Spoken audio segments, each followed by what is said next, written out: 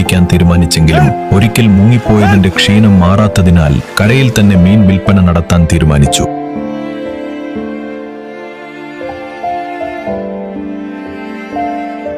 അങ്ങനെ സുധാകരക്കുറുപ്പിനോട് പൈസ കടം വാങ്ങി റോക്കി മീൻ കച്ചവടം ആരംഭിച്ചു. ഒരു ചെറിയ ഷോപ്പ്, അതായിരുന്നു തുടക്കം.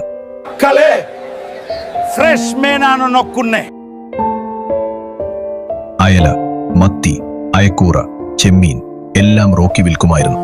ഫ്രഷ് മീൻ പ്രംഗയും ഷാജി പാപ്പനും പിടിച്ചുകൊണ്ടുവരും. റോക്കി അത് വിൽക്കും.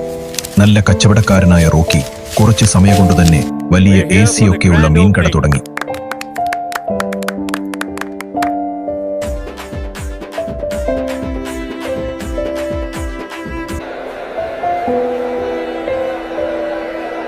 കച്ചവടം പച്ചപിടിച്ചപ്പോൾ ആദ്യ ഭാര്യ മരിച്ചതിന്റെ സങ്കടമൊക്കെ മാറിയ റോക്കി ഒന്നുടെ പെണ്ണ് കിട്ടിയാളോ എന്ന് ആലോചിച്ചിരിക്കുമ്പോൾ